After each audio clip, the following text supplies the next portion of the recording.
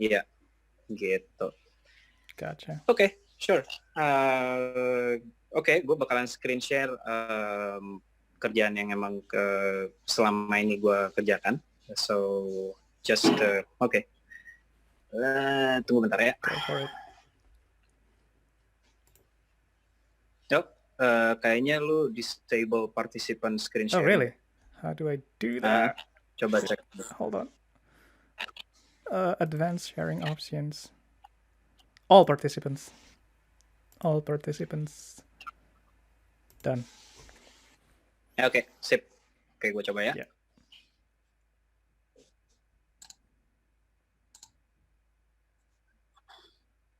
Oke, Nice. udah kelihatan? Yeah. Oke, so ini ArtStation page gue. Yeah. Dan di ArtStation page gue ini hampir semuanya kerjaan pribadi, kerjaan personal. Tapi juga ada beberapa kerjaan yang emang ada hubungannya sama company.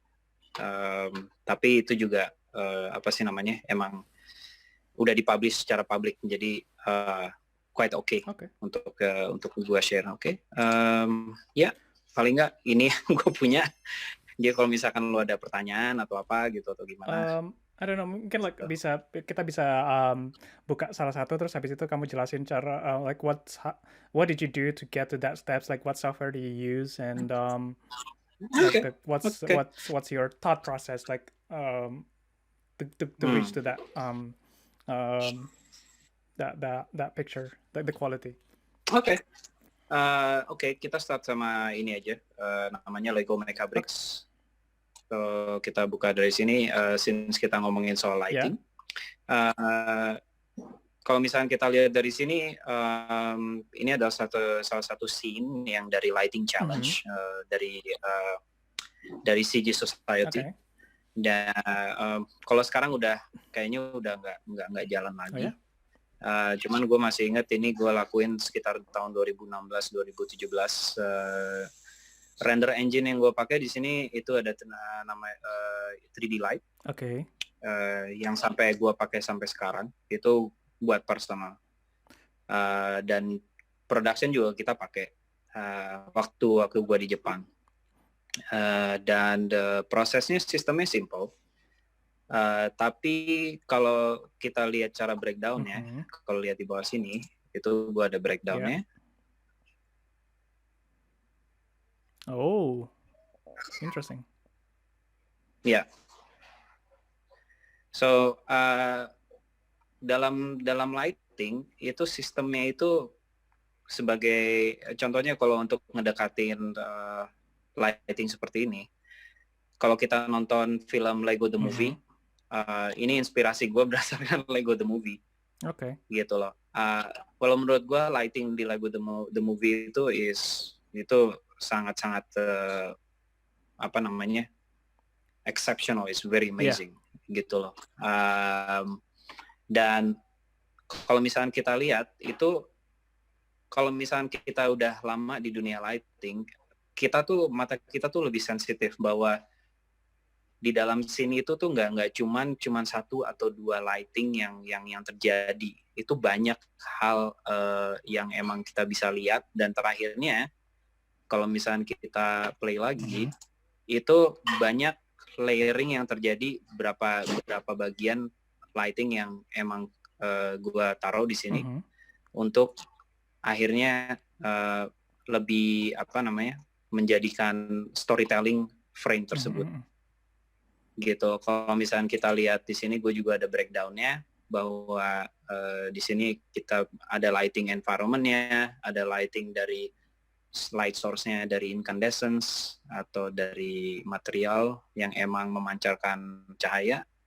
Terus ada juga dari lighting yang kecil-kecil atau lighting dari hallway, dari door-nya, dari pintu. Ini semua di layer.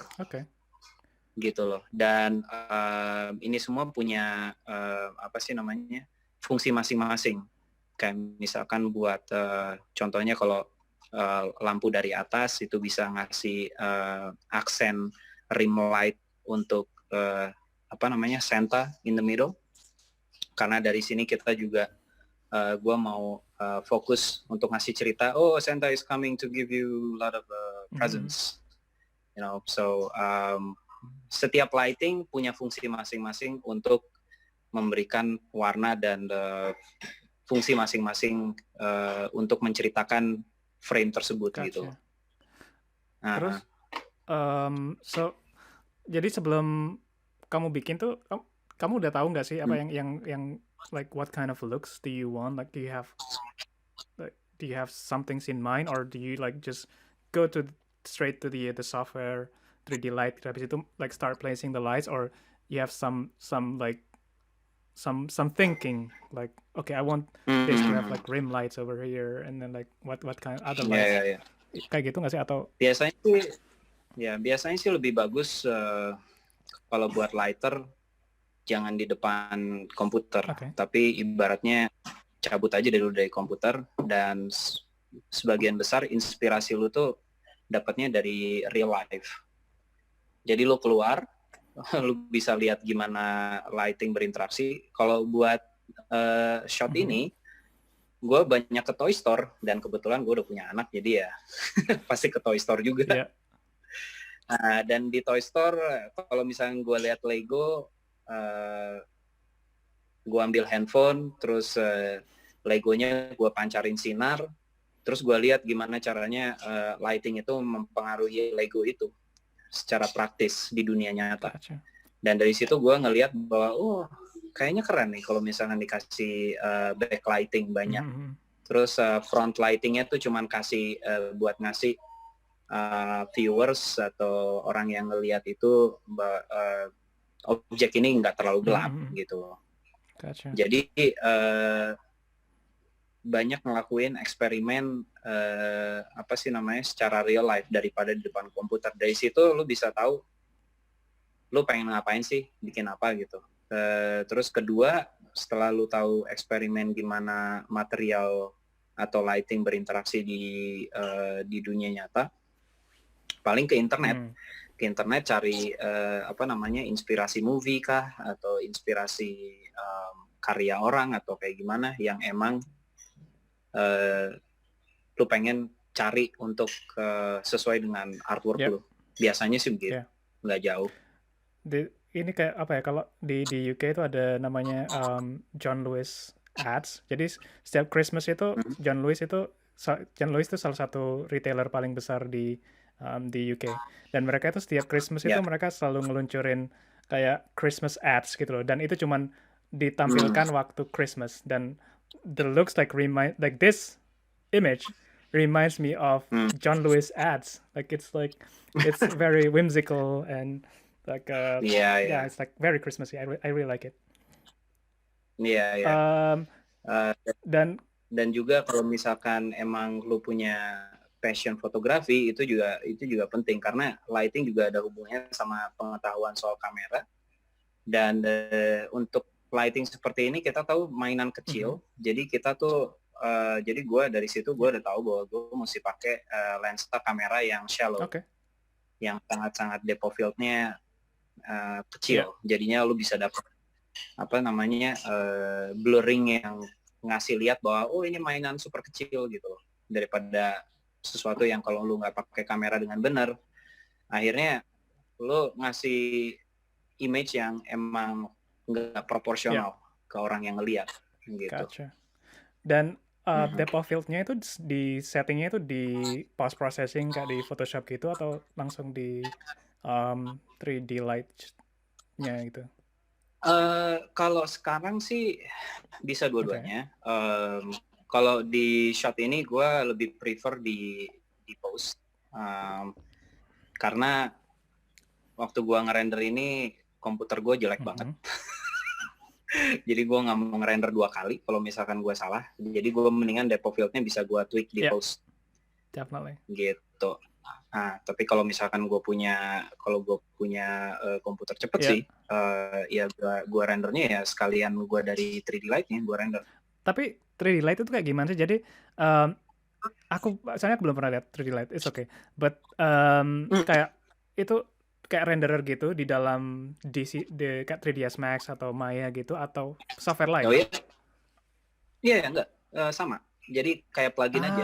Ah, 3D Light itu available buat Maya, sekarang buat Maya, terus buat Katana, oke. The Foundry Katana. Bahkan sekarang kalau lo tahu Katana nggak, The Foundry Katana? Nope. Oke, The Foundry Katana itu look and development software khusus buat look and development and lighting software dan rendering dari The Foundry yang pembuatnya Nook. Itu by default kalau lu download itu 3D Light udah di situ juga gitu by default. Dan itu 3D Light juga ada plugin buat 3D Max. Okay. Jadi lu kalau mau play di 3D Max juga bisa. Dan lately mereka punya plugin di Houdini dan plugin di Cinema 4D. Gotcha. Ya. Dan yang gue suka dari 3D Light ini adalah kenapa gue masih stick sama render ini, karena mereka reinvent themselves, mereka berani buat menginovasi diri mereka sendiri. Jadi mereka nggak fully still stick kayak misalkan Mentare atau mungkin V-Ray sama juga. Mereka masih stick dengan metode mereka yang lama. Under the hood kalau lu lihat itu V-Ray itu selalu sama tahun-tahun. Paling mereka cuma nambah fitur yang secara marketing mereka bagus, oke ini fitur baru. Padahal tapi pada core rendernya mereka sama. Gotcha. Gitu. Kalau 3D Light itu pada saat gue awal pakai sampai sekarang itu mereka totally change their way. Gitu. Pada saat gue pakai mereka berdasarkan renderman dan tipikal mereka buat nge-lighting itu masih tradisional, terus tiba-tiba pada saat tahun 2017-2018 mereka memang sempat vakum. Gue nyebutnya sama teman-teman gue di situ, kolego gue nyebutnya zombie age. Jadi peralihan antara sistem lama sama sistem baru. Jadi kita pakai sistem baru tapi pakai metode lama. Jadinya agak-agak painful gitu pada saat production. Gotcha.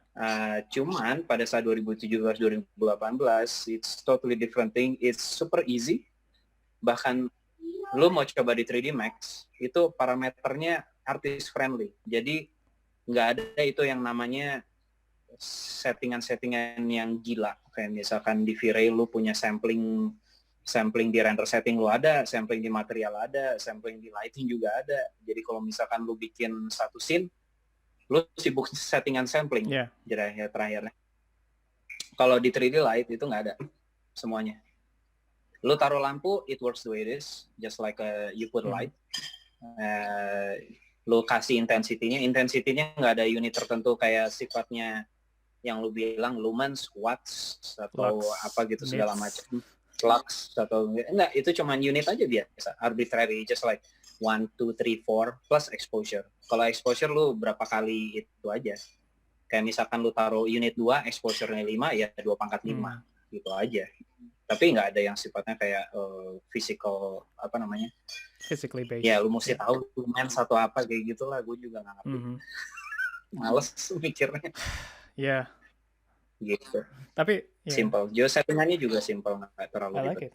That's like, I think like kalau menurutku sih itu yang sebenarnya lebih intuitif kalau menurutku kayak gini nih. Yeah. So you can focus on art more instead of like making it into like a science project that you need to know physical things. Iya, karena itu yang emang gue promote juga. Cuman kadang buat company kadang itu susah karena typical workflow kayak gini tuh lu tahu technical director kan? Ya, so workflow kayak gini tuh atau render kayak gini tuh it's the enemy of technical director because usually technical director mereka bakalan lebih memperkompleks sesuatu ketimbang membuat sesuatu jadi lebih gampang gitu. Sedangkan di sini renderernya tuh udah ngebikin sesuatu jadi lebih artist friendly. Kita cuma tahu resultnya doang. Ini yang gue mau, ya udah. Gitu. Ngapain lagi? Itu tugas dari software developernya buat bikin sesuatu jadi lebih gampang buat user. Exactly. I mean, kalau menurutku Ya, nggak ada salahnya gitu loh. Like we change to like physically based selama ada kayak ya, sistem yang mempermudah user untuk ya. memakai itu. Jadi kalau okay, like Hmm, if you want to place a sun in 100,000 lux, hmm, then create a systems that automatically place a compensation, like exposure compensations. Kayak it's like camera, right? Like if it's like something is too ya, bright, like ya. you adjust the Hmm, exposure, then hmm, that should be done automatically. So jadi user itu nggak perlu ya. mikir itu like, oh, okay, like if I use this things, like I need to set the exposure to be this much. Then it's like it's Ya, so complicated ya. gitu loh. So Hmm. that's what I thought. Waktu gue bikin image ini, gue sama sekali nggak ada mikir masalah teknis. Gue cuma taruh lighting, gue cuma fokus gimana caranya untuk ngasilin sesuatu secara artistis. Jadinya resultnya juga Yeah. memuaskan gitu loh. Karena waktu yang lu punya itu lebih banyak untuk segi Yeah. artistis ketimbang lu memikirkan sesuatu yang Yeah. technical, yang which is bukan lu gitu kan. Definitely. Mungkin kalau misalkan gue tunjukin lagi mana ya kerjaan gue yang ada hubungannya sama 3D Light. Contoh ini salah satu image yang jadi image ini gue kerjakan waktu gue di JQ. Jadi gue bikin konten ini dan emang scene ini gue bikin nggak cuman untuk dari segi perspektif, tapi untuk jadi challenge untuk rendernya sendiri, untuk gimana caranya membuat rendering scene seperti ini jadi lebih gampang dibikin gitu loh. Jadi contohnya salah satu hal yang render pada umumnya susah untuk mereka problem pada umumnya itu adalah kalau misalnya kita lihat di belakang ini itu ada kayak partikel-partikel kecil. Partikel-partikel kecil ini sebenarnya individual lights yang gue bikin. Yep. Jadi satu scene ini bagian belakangnya itu banyak disinarin dari little individual particle lights. Ada sekitar 200 atau 300 lighting in total. Gotcha. Kalau misalkan lu tes misalkan di V-Ray atau misalkan lu tes di Arnold apa gitu segala macam, mereka punya problem untuk nge-handle number of number of lights. Kalau misalnya mereka udah punya sampai ratusan lights, mereka udah mulai makin ngadat karena jumlah sampling yang mereka butuhkan itu banyak. Dan ini juga pada saat gue bikin scene ini itu 3D Light nggak butuh ngasih gue technical stuff. Gue cuma taruh aja lightingnya di belakang and let the engine do the work. Gotcha. And it works nicely. Dan scene ini diambil sama 3D Light juga untuk untuk benchmarking. Dan mereka punya sistem yang menurut gue juga sangat user friendly, which is cloud rendering. Okay. Cloud renderingnya itu sangat user friendly. You can even do rendering from your own home. Jadi lo mirip kayak V-Ray Cloud, tapi lebih simple dipakai. Jadi contohnya kalau gua masuk ke 3D Light website di sini, kalau lo lihat, terus gua masuk ke bagian documentation.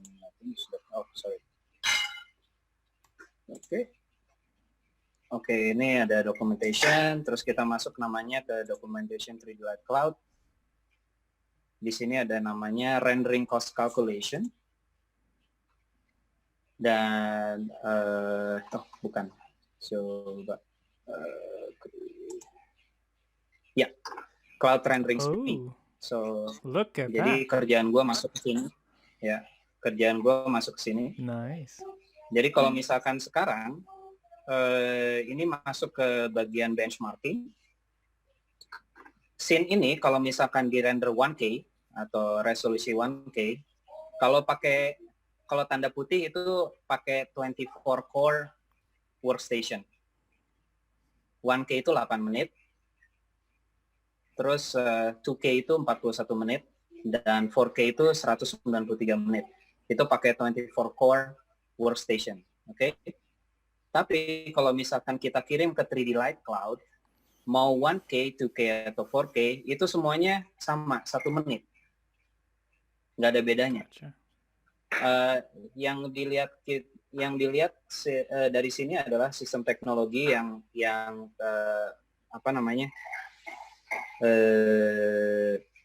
mempromosikan namanya tingkat efisiensi. Jadi zaman sekarang itu time is more expensive. Jadi kalau misalkan gue sebagai artis, gue banyak ngelakuin hal kayak misalkan nge-tweaking sampling, nge-tweaking setting, hanya untuk mempercepat waktu rendering, itu waktu gue yang banyak dipakai. Dan banyak company sekarang nggak mau bayar waktu lu untuk nge-tweak sesuatu, gitu. They just want the result. Yeah.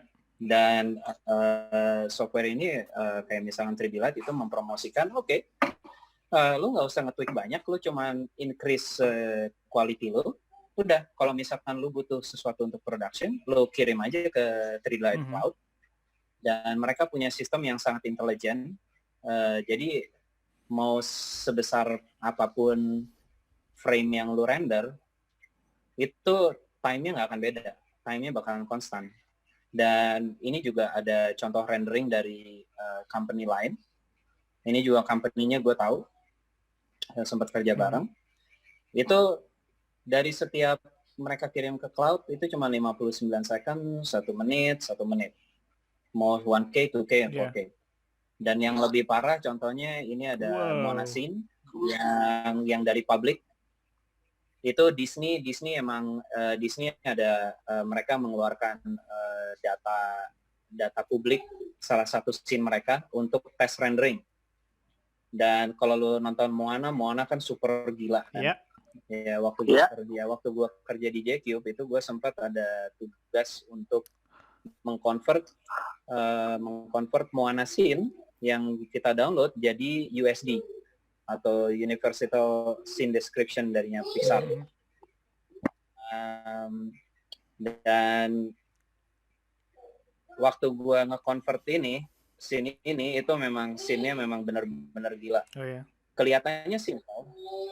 Tapi kalau kita deketin kamera, gue deketin kamera ke pantai, itu di pasirnya sendiri aja ada kayak partikel-partikel kecil, kayak rocks atau batu-batu yang super kecil banyak banget.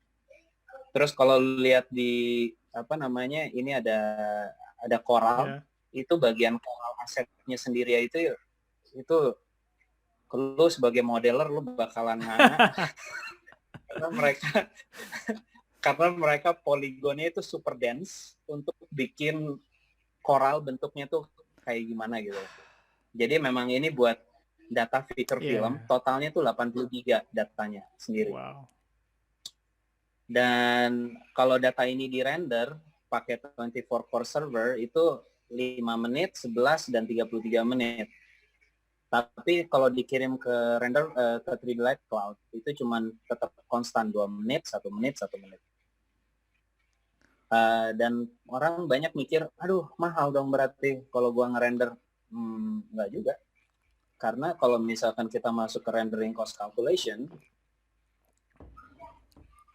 rata-rata yang lu mesti bayar itu paling nggak jauh dari cuman kalau misalkan di sini, sebentar ya, gue ke bawahnya.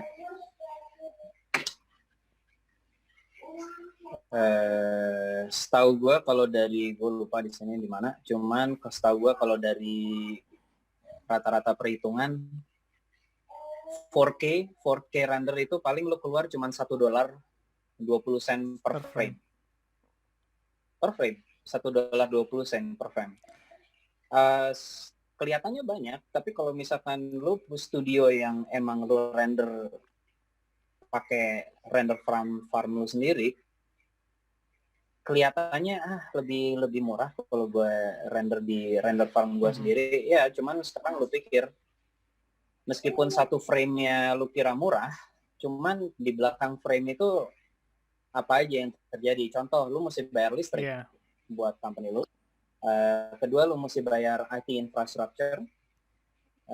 Ketiga, lu mesti bayar employee yang nge-maintain IT lu. Terakhirnya satu frame cost-nya itu bukan $1. Satu frame cost-nya bisa tergantung berapa lu ngebayar setiap komponen itu, mungkin $20 atau $10. Dan mungkin juga membantu juga kalau misalnya studio kecil, jadi yang nggak punya render farm dan pengen render 4K gitu. Dan buat studio kecil, menurut gue render ini sangat sangat ngebantu karena pertama studio kecil nggak punya technical director yang emang nge-handle proses rendering sampai detail gitu loh. Sedangkan 3D Light itu lebih fokus untuk lu nggak usah ngerti soal technical deh. Kalau misalkan lu ada problem atau apa, lu tinggal kirim ke customer service dan mereka bakalan ngeliat problemnya buat lu. Gotcha.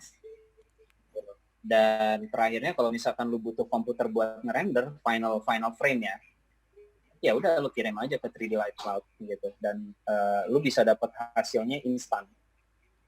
Jadi kayak kalau dibandingin sama produk rendering cloud yang lain, lu tuh mesti setup data lu terpisah, upload data lu dulu, ntar lu kontrol sendiri-sendiri, baru lu dapat.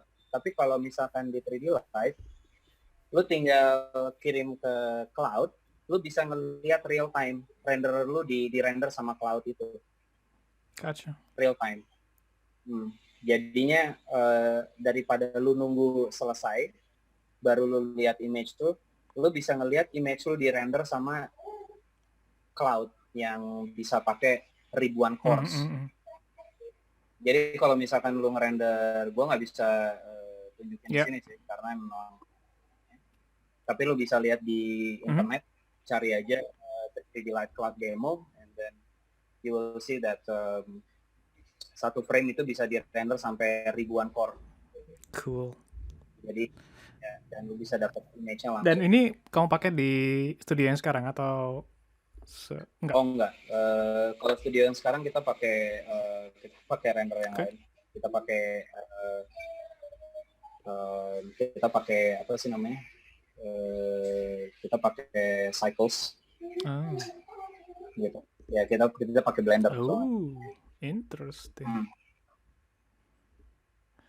Gitu. Cuman ya kalau buat personal, kalau gue sendiri gue lebih ngelihat bahwa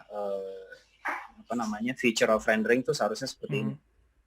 Dan mereka nggak ada buat Blender 3D Light atau kayaknya nggak ada sampai saat ini sih, belum ada. Mungkin nanti gue tanya CEO-nya. Gue kenal sama CEO-nya, CTO-nya. So, hopefully kalau ada mah senang banget. Iya. Jadi bisa diusulkan ke studiomu. Selain itu juga waktu itu gue kerja di J-Cube juga gue fokus ngerjain yang namanya Multiverse USD. Sebentar, ini yang di Jepang kan, yang setelah di Polygon? Yang di Jepang, ya. Iya, setelah Polygon. Itu kita kerja tandem dengan 3D Light. Jadi kita banyak kerja dengan multiple companies, software companies juga. Dan Multiverse ini juga gue sangat bangga untuk bisa kerja di ngasilin software kayak gini, karena memang ini juga fokusnya juga dengan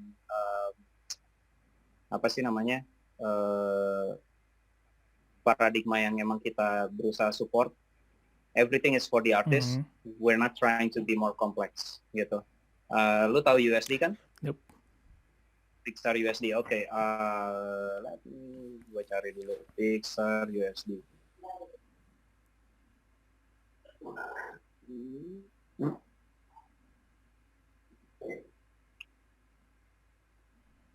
Ini juga bakalan, it will hit game industry as well, sooner or later. Lu tahu Omniverse nggak? No. nggak tahu juga. Itu bakalan ini you will check Omniverse is also happening as well USD in game industry. Oke. So kalau lu masuk, Pixar itu punya teknologi namanya USD. USD itu singkatan dari Universal Scene Description. Artinya bahwa produk ini itu produk open source, itu sejak dari tahun 2016. Mereka udah ngerjain USD ini udah lama, cuman mereka baru rilis open source mungkin 2016. Tujuan dari Universal Scene Description ini adalah kita tuh punya banyak DCC apps kan, Maya, 3D Max, terus Cinema 4D atau apalah dan segala macam. Dan kita juga punya selama kita kerja kita juga punya banyak game engine, Unity atau Unreal.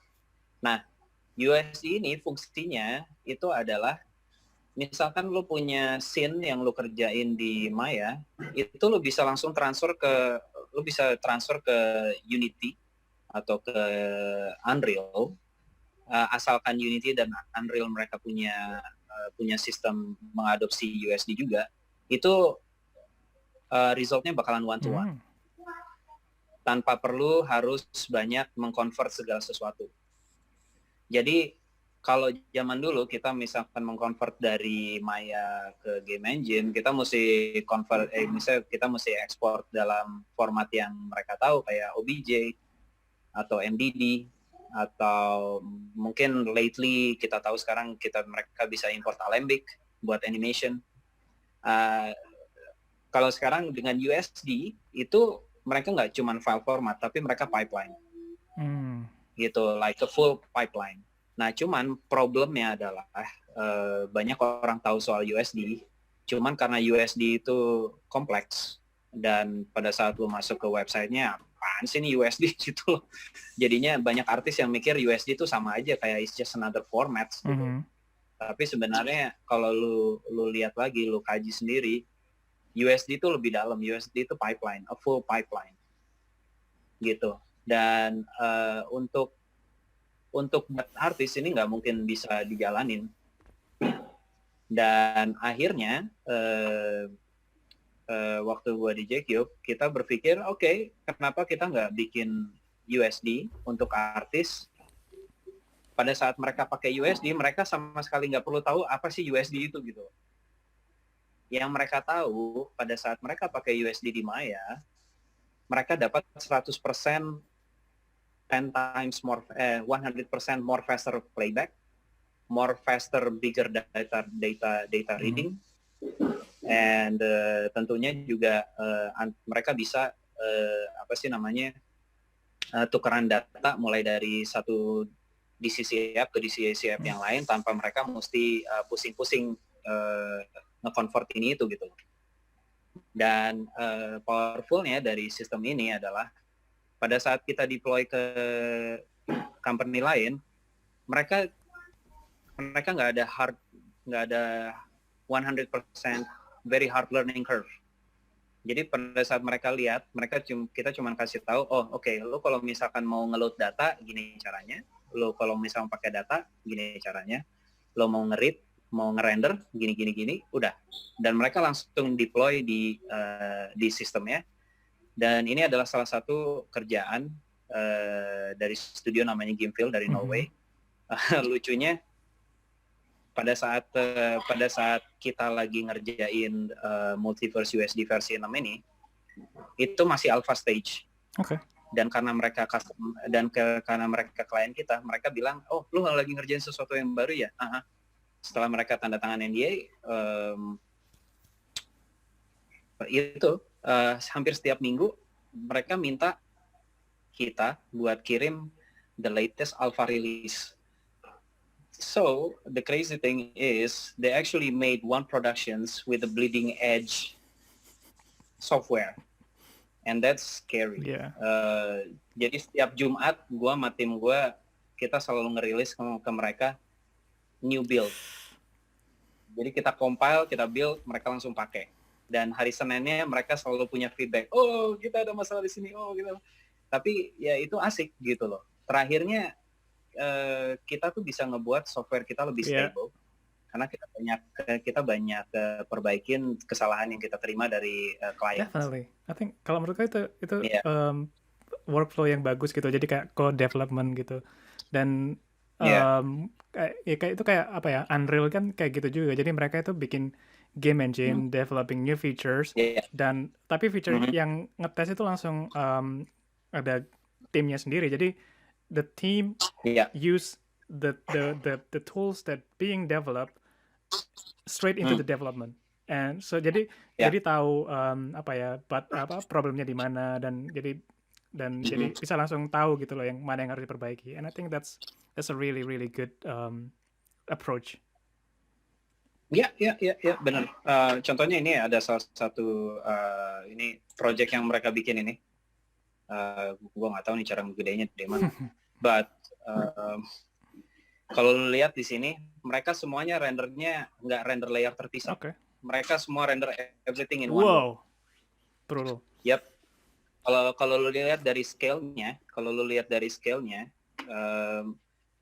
environment-nya super gede, lu punya dinosaur, lu punya explosion, lu punya particle, itu semua di render pakai satu layer doang udah. But, Kayak gitu. Karena sistem 3D Light itu saking simpelnya buat artis, they can just push the render as much as they can. Dan buat data management mereka pakai Multiverse USD yang kita produce. Karena saking gampangnya, mereka bisa ngebawa data yang super berat ke dalam scene mereka. Contohnya kayak misalkan ini full jungle. Mereka pernah ngeliatin sama gue, ini semua jungle-nya itu pakai Multiverse USD yang kita punya, semuanya polygon. Nggak ada yang cards atau nggak ada yang bahkan kalau tree yang pohon-pohon yang lu lihat belakang ini semua poligon dan cuman sky-nya aja yang matte painting. Tapi mulai dari pohon-pohon sampai ke depan itu udah multiple gigabyte of data gitu, mulai dari tekstur apa segala macam. Dan kalau mereka bilang katanya kalau dari sini this commercial was done in record time by Gimfield using pre-release version of Multiverse nice. 6, which delivered performance up to 100 times. Emang bener 100 times buat mesin mereka, but it's 100 times. Terus average rendering is cuma 20 menit per frame at 4K. 20 minutes. So, yeah. So, sekarang tuh yang namanya rendering dan lighting di modern lighting and rendering, yang kita promosiin sekarang bukan kecepatan dari renderernya, tapi kecepatan dari proses, dari workflow. Kalau misalnya dari kecepatan dan proses workflow itu penting dan disupport dengan teknologi yang benar, itu lu bisa nge-deliver kualitas yang super wow, tapi dengan deadline yang cepat, yang sesuai dengan demand saat ini. Kalau zaman kita dulu satu komersial kayak gini bisa 6 bulan. Zaman sekarang komersial kayak gini 1 bulan kasih. Nggak mungkin sekarang. Zaman sekarang lu nggak bisa compete. Kalau misalkan lu mesti gue kasih komersial 6 bulan nggak ada yang mau nge-hire. Oh dear. Sekarang udah gede-gedean. So mungkin ini juga salah satu tips buat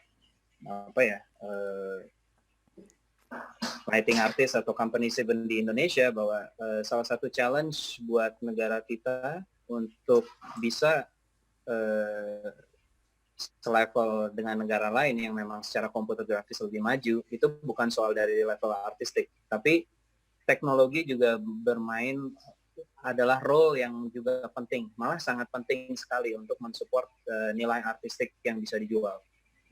Gitu. Seringkali company itu berhasil karena memang penerapan segi teknis yang emang yang lebih krusial ketimbang cuman berpikir dari segi artistik atau memang dari segi mereka loyal terhadap penggunaan satu software terus-menerus. Gotcha. Mereka juga mesti bisa berinovasi. Definitely. kayak gitu. You need Ya. to evolve. Mungkin kamu bisa share studio yang kamu sekarang kerja di mana di I don't know like Oh, mungkin websitenya mereka oke. atau Ya, so sebentar ya.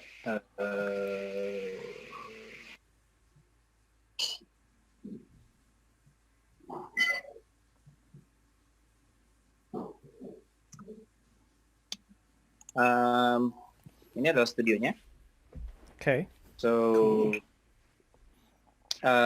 salah satu kerjaan mereka yang paling terkenal ya di Netflix, nama filmnya Yeah, Next aku Gen. nonton juga itu. Yeah, so it's a very nice movie. Dan sekarang kita lagi ngerjain project yang lain, which is very secret. Definitely, So, Totally understand.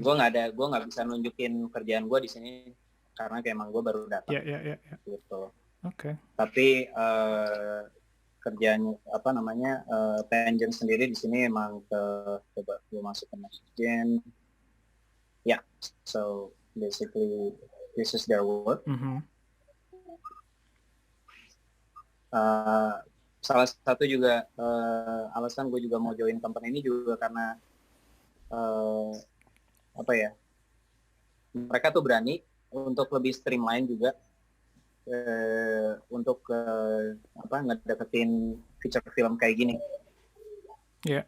Gitu. Dan pada saat mereka interview gue untuk join untuk ngerjain film sama mereka, ya gue wow. Oke. I mean, okay. Kadang gue juga, walaupun gue suka software development, tapi lighting dan rendering tuh masih passion gue, gitu. Dan meskipun gue harus mulai start lagi dari bawah, mungkin kalau di Kanada, tapi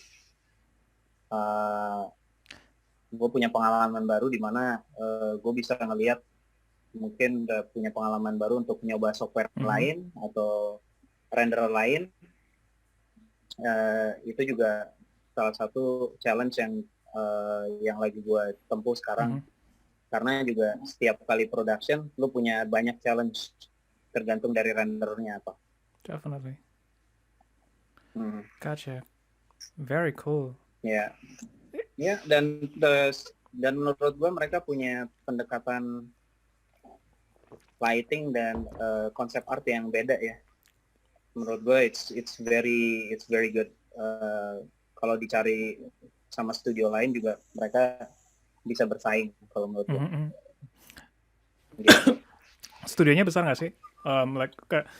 Soalnya aku kalau ngelihat ini nih kayak kalau ngelihat Next Gen-nya itu kelihatan very next gen lah, maksudnya kayak very high quality. Soalnya aku juga lihat, aku suka animasi gitu, and I see like different quality between animations, even like bahkan yang kayak long yang durasinya segini ini.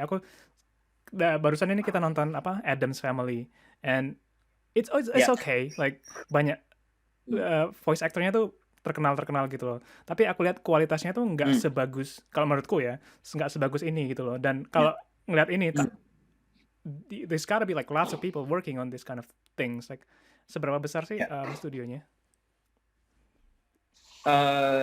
Sekarang studionya sih growing kalau menurut gua. Dan good news is that buat orang yang punya pekerjaan kayak lu sama gua, dengan COVID-19 ini sangat membantu.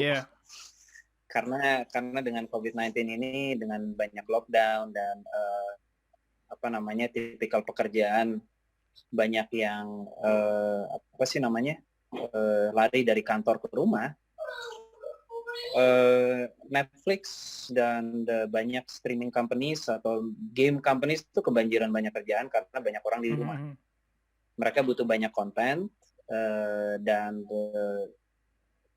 ini ada untungnya juga dengan ada COVID-19 ini. Karena sempat kayak beberapa tahun yang lalu kita sempat ketar-ketir sama dunia animasi, karena dunia animasi tuh kayaknya udah makin hancur nih, gitu kan. Karena memang pertama kita tuh kalah dengan visual effects karena semakin banyak production visual effects yang nongol sebagai konten di banyak di streaming movies ataupun di layar besar di feature di feature movies gitu kan. Tapi dengan COVID-19 banyak visual effects companies yang emang temporarily close down and they don't have any jobs gitu. Karena memang live shoot ditutup kan. Nah, banyak streaming companies yang mungkin mikir kayak misalkan yang gede-gede Amazon kah atau HBO kah, mereka mikir waduh kita butuh konten nih buat menghibur orang at least dalam setahun atau 2 tahun ke depan. So akhirnya mereka banyak larinya ya kenapa nggak bikin film animasi gitu, dan akhirnya konten animasi itu makin banyak, dan game companies juga kebanjiran banyak project karena banyak orang main mobile games atau mereka ya udah mereka juga banyak main games di rumah karena mereka nggak bisa keluar kan. Dengan COVID-19 ini kalau menurut gue masih butuh setahun untuk kita bisa recover normally. Gitu. Dan kalau buat Tengen sih sekitar mungkin udah mungkin bisa ada mungkin 200 ke 300 ya, udah makin gede. Kita ada di dua kota sekarang. Satu di kota sekarang gue di Winnipeg dan satu lagi di Toronto. Nice. Ya. Dan ngomong tentang COVID-19 itu, jadi kan kamu baru datang kan di Winnipeg. Udah berapa lama sih di situ sekarang? Berapa bulan? Sekarang udah hampir 5 bulan ya. Dan terus like gimana situasi COVID-19 waktu di Kanada, dan ngaruh nggak sih ke like how's your life affected by it? Soalnya baru datang udah langsung tiba-tiba ada COVID-19, ada lockdown atau enggak, atau kayak gimana, dan harus nyari rumah dan segala macam. How does that happens to you? Ada positif dan negatifnya. Positifnya ya gue nggak keluar ongkos. Ya. Nggak usah ke kantor jauh-jauh. Cuman nggak enaknya memang karena kita juga baru datang ke Kanada. Banyak hal yang mesti kita set up sebagai keluarga juga kan. Berat sih. Apalagi kita udah punya rencana untuk ngelakuin A, B, C, D. Ternyata tiba-tiba bulan Maret company bilang, we're going to temporarily put you at home. Karena memang kebijakan pemerintah. Dari situ juga karena kita baru datang, kita juga kalang kabut karena tiba-tiba pada saat government gitu kan ada yang namanya rush kayak misalkan buying rush ke supermarket lah atau apa gitu. Iya, panic buying. Karena kita nggak punya mobil, kita baru datang, kita keduluan sama orang-orang yang punya mobil, kita kesusahan juga gitu loh. Dan waktu itu karena gue baru datang, gue juga nggak punya komputer kan. Karena memang gue lebih prefer desktop. Tapi pada saat gue datang sini gue nggak bawa desktop. Dan pada saat itu terjadi, kita tuh nggak bisa mesen laptop atau nggak bisa pesen komputer juga karena hampir semua supplier bilang not available. Untungnya ya company juga ngerti, dan akhirnya mereka ngasih like mini NUC buat orang yang nggak punya komputer buat bisa connect remotely ke kantor gitu loh. Nah, jadi kita kerja dengan komputer kita yang di kantor yang spesifikasinya bagus remotely gitu. Cuman mereka juga ngerti, banyak pendatang juga, banyak artis juga kok yang lebih baru datang daripada gua. Mereka siap, mereka dipinjemin komputer juga kayak mini NUC gitu biar bisa connect remote. Oke. Sejak itu ya kita kerja remote, cuman awal-awalnya juga nggak smooth, masih ada connection problem, masih ada terus belum lagi juga kalau misalkan datanya berat apa gitu segala macam ya banyak lah yang mesti kita laluin gitu. Gotcha. Well tapi bagusnya sih masih bisa work from home gitu ya. Maksudnya jadi nggak ada I don't know redundancy atau furlough kayak gitu-gitu. Jadi so bagus lah masih Yeah. nggak affected. Iya. That's really good. Mhm. So, Iya. soalnya Cuman ya sekarang masih apa ya? Ya dari kotanya sendiri juga masih kepengaruh sih. Jadi kayak misalkan dari lockdown-nya tuh masih kena juga dari sisi oh ya, ekonominya. Kayak misalkan kita susah dapetin hal-hal yang memang kita mau cari, atau memang kalau kita beli sesuatu juga butuh waktu lama untuk dikirim. Belum lagi juga kalau tinggal di rumah dengan anak gue masih kecil ya, kalau lockdown kan no. yeah, Tuh, I totally understand, but ya, not really. gitulah. Sama aku juga udah 3 bulan di sini di Inggris soalnya um, gara-gara COVID ini. Dan oh my Iya, god, it's really stressful. Dan tapi sekarang katanya sih katanya tuh udah mau dibuka tanggal 15 Juni ini, but not ya, really. Soalnya nggak maksudnya UK tuh bukanya bakal masih lama lagi. ya, Buka sama normalnya lagi. Soalnya sama. ya di Denmark itu katanya sekarang udah mulai buka. But I don't think UK Ya, will do that. It's going to be ya, sometimes. tergantung negara sih ya. Iya, Kayak misalkan Kanada juga sama lah kayak UK, itu butuh waktu lama iya, untuk buka. Meskipun udah beberapa ada yang berani buka, cuman orang-orangnya sendiri tuh masih masih sangat berhati-hati banget untuk bisa balik iya, normal. definitely. Okay, done. Ini sudah 2 hours 43 minutes. Wow, that long? That's awesome. I don't know, like, do you have anything to say, like, what,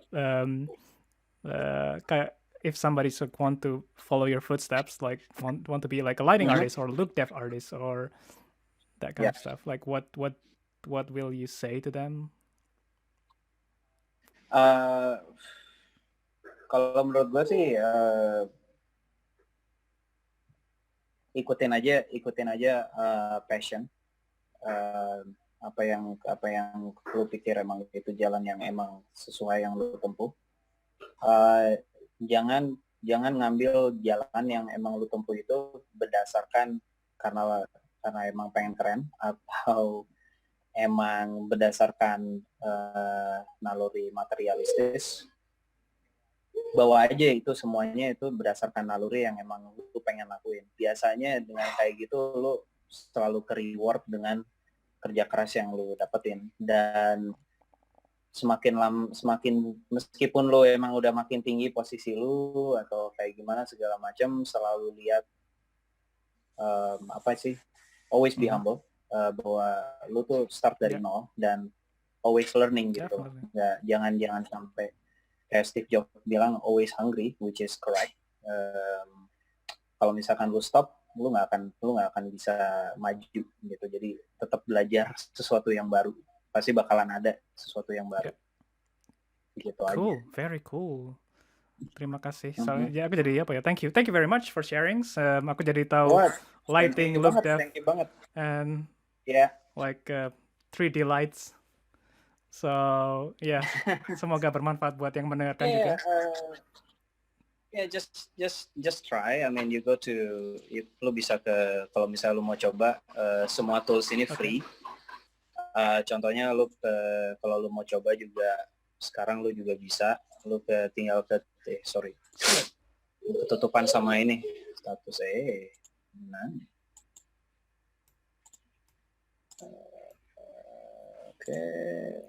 where is the download? Lu tinggal ke download section, and then basically you can use this personally, even free for commercial. Gotcha. Wow, free for commercial. Free for commercial, tapi dibatasin 12 cores PC, which is I think still very generous. 12 core lu masih bisa dapat 24 threads. Iya. Ya kalau workstation lu bisa, dan kalau lu mau tes multiverse USD juga lu bisa kesini. Gue banyak bikin video tutorialnya juga. Ya. So ini semua waktu gue di sana gue bikin video tutorialnya buat cara pakainya. Salah satu yang menarik ini misalkan contoh jadi dari hoodie ini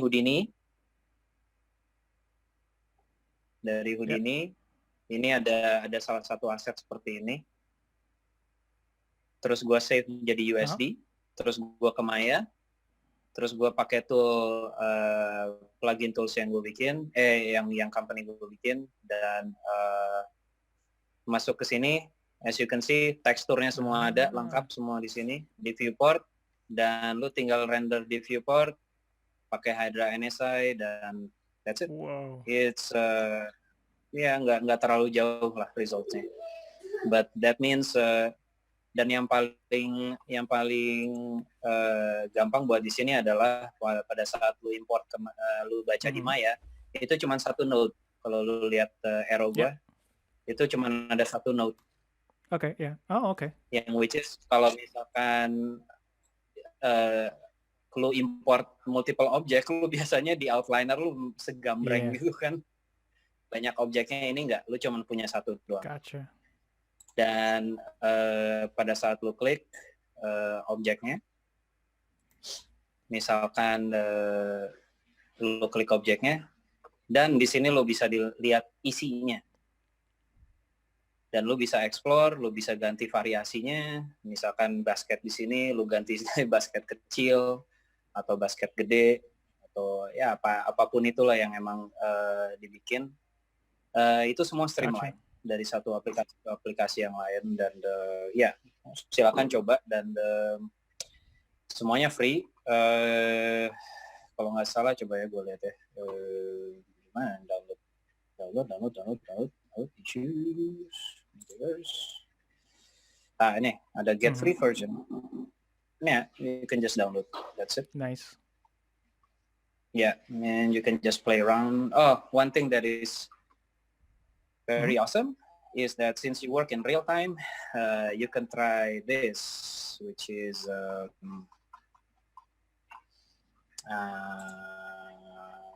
kita juga support AR. Oh, wow. Yep. So misalkan lu punya model, lu bikin di Maya, and then lu export ke USDZ. Dan kalau lu punya iPhone atau lu punya browsernya Chrome, Safari, lu bisa langsung lihat, lu bisa pakai AR langsung. Gitu di di asetnya. Ya, dan ini support PBR. Oh, interesting. Yep. You can try that. It's very easy. And yeah, pretty much it. Yeah, this one's also being used in a lot of movies as well. So very cool. Cool. So try that. I will. And then yeah. Awesome. Thank you very much. Hopefully it can help. I think it will definitely help. Soalnya apa ya? Yeah, it's soalnya USD mungkin it's going to probably, like you said, it's probably going to come in real time soon. So yeah, I think it's always good to know like this kind of technology. Tapi lu coba cekin aja, since lu ada Nvidia Omniverse itu berdasarkan USD. Yep. And this one is live collaboration between applications. So ini Maya, ini I think this is Unity. I think this is Unity. I don't think or so. Unreal. I forgot. Not sure. I think. Not sure. Yeah, maybe. Oh yeah, there you go. So Omniverse Connect, it can connect to Unreal, even connect to Unity as well. Yeah. 3D Live Max, everything. So it's based on USD basically. Gotcha. Yeah. Yeah, you definitely. Can check. It's really nice. Well, awesome. Thank you very much, Tony. Dan semoga suatu saat nanti aku bisa mampir ke Kanada kapan-kapan. Parah nih. Sip. Gue juga pengen ke London. Yes. You should. Okay. Yeah, well. Okay, thank you banyak loh. I mean, the podcast is really... No problem. Like, thank you. And it's really nice to see you too. Definitely, man. Like, we should do this again sometimes. Yep. Oh, well, yeah. Okay. Have a good day. have a good rest of your day. Mhm. Nggak tahu jam berapa di sana. Oke. Uh, Masih siang-siang, baru mau makan siang kayaknya. cool. Enjoy your lunch. Dan aku sebentar lagi ini Oke. mau makan malam. Oke. Oh well, cool. Enjoy your dinner and salam buat keluarga Oke, juga ya. sama-sama. Salam buat Cika. Oke. See you later. Oke. Bye-bye. Bye.